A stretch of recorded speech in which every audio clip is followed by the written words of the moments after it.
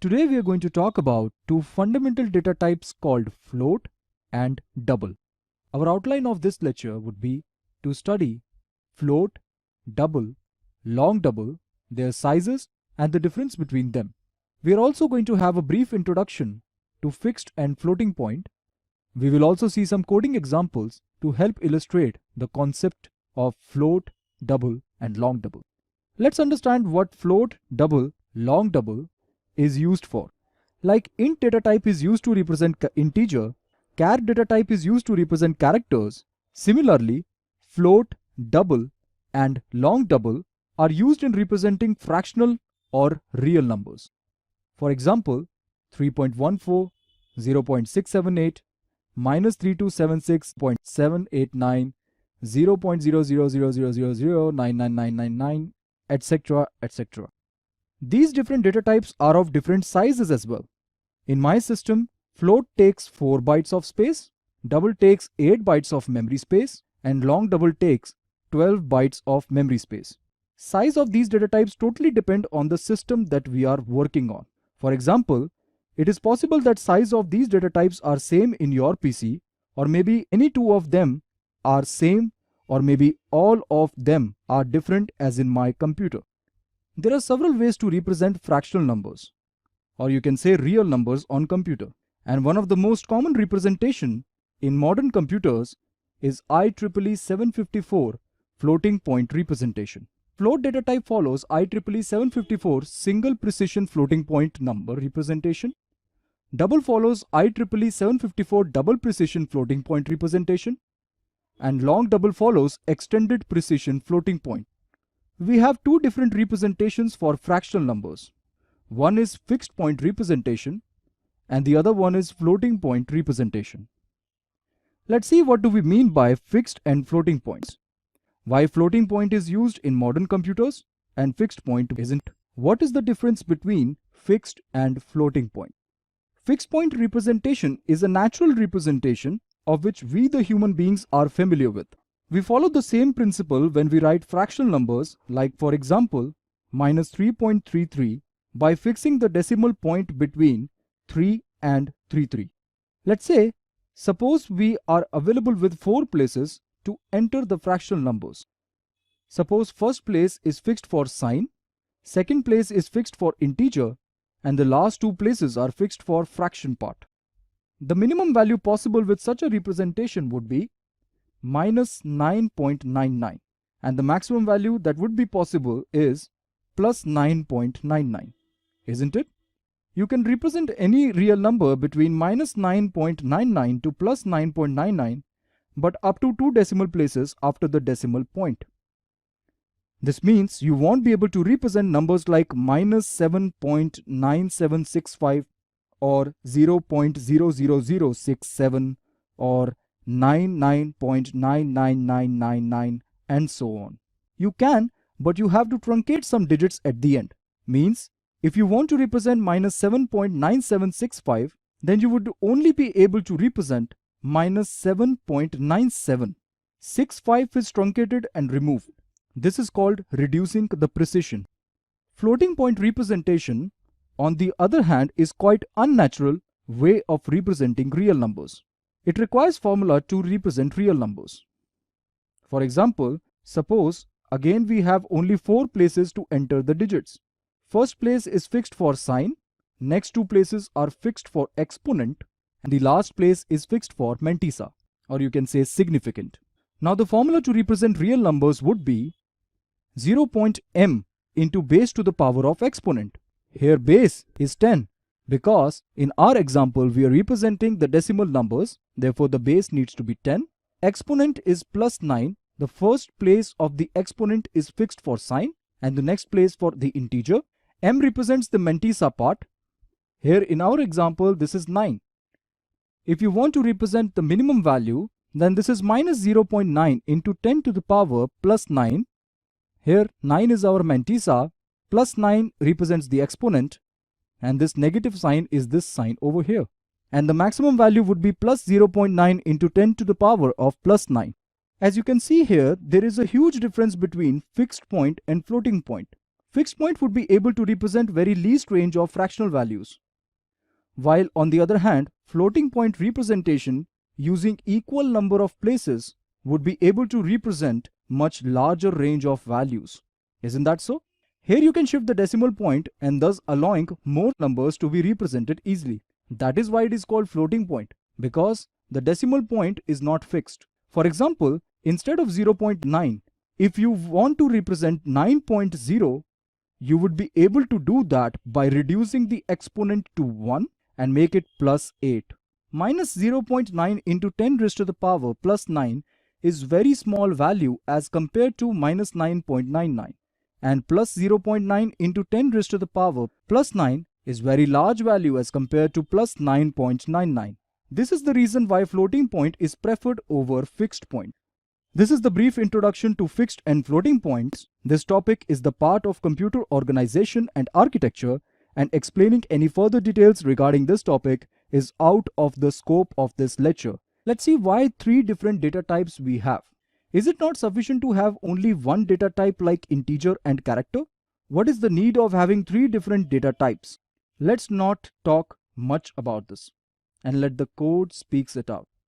Before explaining the code what I have written over here, it is better to execute the code first. Let's build and run. As size of float is 4 bytes in my computer, therefore in the first line 4 is printed. Size of double is 8 bytes, therefore 8 is printed. Size of long double is 12 bytes, therefore 12 is printed onto the screen. In the first line, I have declared a variable of float type and assigned it a value which is famously known as pi. Value of pi is 3.14159265358979932 and so on. It is going on continuously without even repetition of the digits. That is why it is called irrational number. To the second variable, I assigned the same value. To the third variable, I also assigned the same value but extended it by adding random digits at the end. We can print the contents of the float variable by using %f over here. Here 0.16 means that after the decimal point, I need to print digits 16 places long. Like if I want to print only 2 integers after the decimal point, then I will put 2 instead of 16. And let's see the output. Here you can see after decimal point only 2 values are getting printed. That is what it means. If I change this to 16 again, then this is what it prints. Up to 16 decimal values it will print. Similarly, we can print the contents of double variable using %f again. The actual format specifier for double is %lf. This is small l and this is small f. But some compiler won't accept it. Therefore, %f will also work. And to print long double, we need to put format specifier capital L small f. Putting capital L is important because small l is for double and capital L is for long double. Now let's understand the major difference between float double and long double by seeing the output. If you observe it carefully, before this 2, everything is as it is what we have assigned into this variable. That is 3.141592. Here also this is 3.141592. But here after 2 this is 6535. Here it is 7410 and everything after that is changed. Isn't that so? This is because float would be able to represent fractional values precisely up to 7 digits starting from the first place itself. If you count this out, this is 1, 2, 3, 4, 5, 6, 7. Up to this point, it will print everything as it is mentioned over here. But after that, everything is getting changed. Double, as name suggests, would be able to print fractional values precisely up to 16 digits. Here you can see, up to this point, everything is as it is. But after this is 2, and here this is 1. And that is the major difference.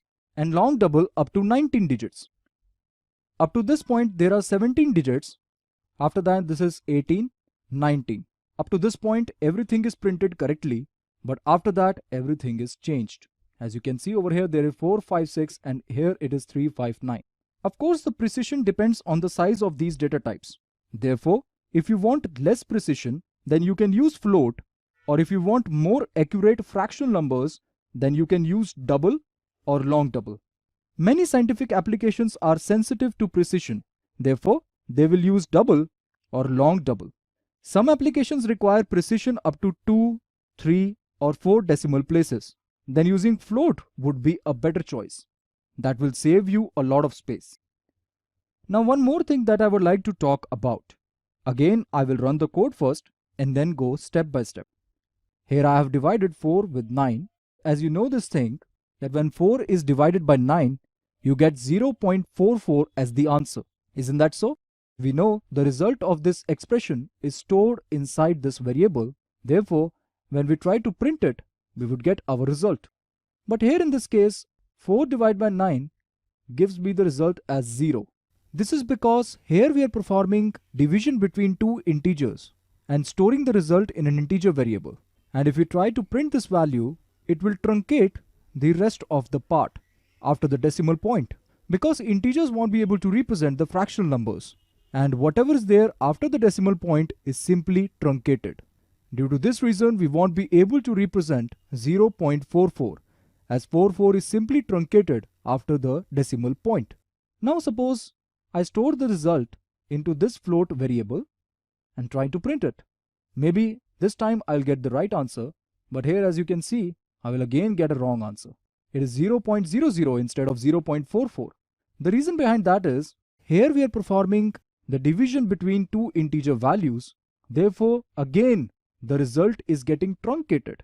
Whatever is there after the decimal point is getting truncated. Due to this reason, if we try to print this value, it will only print this thing.